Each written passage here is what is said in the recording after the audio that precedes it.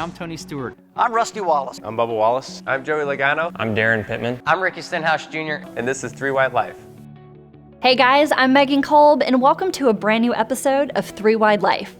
As many of you know, family is a big part of racing, and today we have a father-son duo featuring Joe and John Hunter Nemechek. To kick off the show, we have our very own Erin Evernham sitting down at the Nemechek shop with John Hunter. The last time that we sat down with John Hunter, he was only 8 years old, and he's 19 now.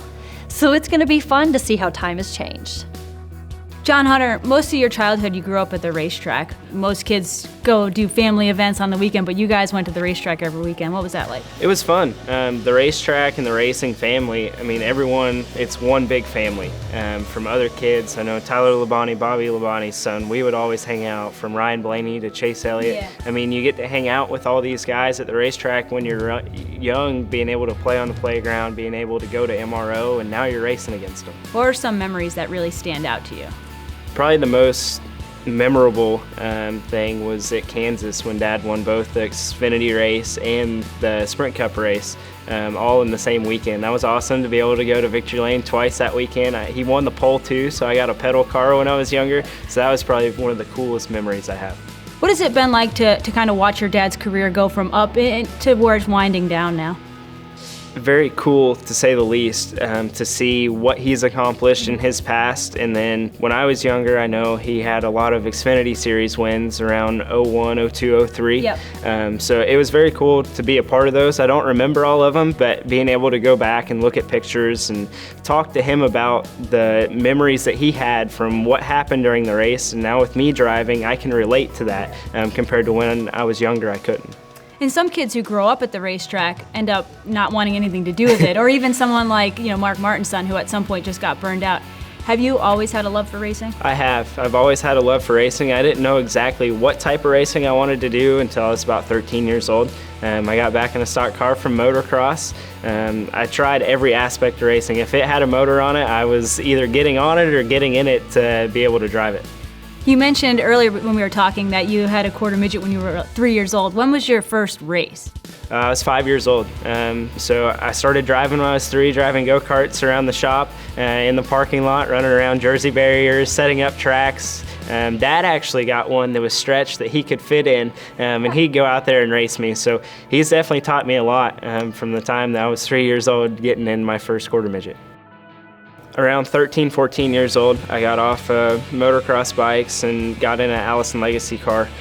Started running those, started winning races, and you can't beat the joy of victory. And being able to go and race those and have fun and being able to learn and be able to go to the racetrack, that's what I wanted to do. That's kind of a unique way to get where you are now of running motocross. Is there anything that you think you learned during those years racing two wheels that have helped? I wouldn't say there's very much other than just momentum. Motocross and stock car racing, if you can carry more momentum around the corner, you're going to go faster, so all that applies. You mentioned your dad has been a great mentor. How does he mentor you? What are some of the ways that he's really helped you? Well, from when I was young, he was able to go to the racetrack with me when we would go for practice days. He'd kind of tell me lines, tell me characteristics of racetracks. And as I started progressing through the ranks and through the years and I started learning more, he kind of let me do that on my own. If I had a question, I could go to him and ask him, and I knew that he was going to tell me the right answer. Or if he saw something that somebody else was doing, even to this day, if we were to go to a racetrack and someone else is running a different line and they're running a little bit faster, more consistently, whatever, he's going to speak up and say something just so I have that knowledge. Is there one line or one piece of advice that sticks out that he's given you that's really helped, or that he continues to say to you? Work hard and don't give up. No matter the circumstances, you always have to work hard, and hard work ends up paying off. So to learn from him, he has a great engineering mind. Being in the shop every day with him, just going over race car parts to designing new things to being in the machine shop with him. His head is filled with a lot of knowledge, so it's always fun to be able to pick his brain. And you're really involved with your team, and I'm sure you're aware of finances and everything that goes with it. Do you think that's a burden to your career, or do you think that's helped you appreciate more where you've gotten? I wouldn't say it's a burden.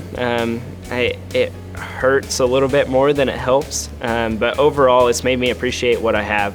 It's made me work for what I have, and it just makes that victory so much sweeter when you're able to do a lot with not as much funding as some of the other teams. But even with as little funding that we have, we utilize our resources to the absolute max, and we make sure that our equipment is the best it possibly can be when it leaves the racetrack, and when we get to the racetrack, we work on it from the time that we get there to the time that the race ends, just to make sure that we have the best truck that we can.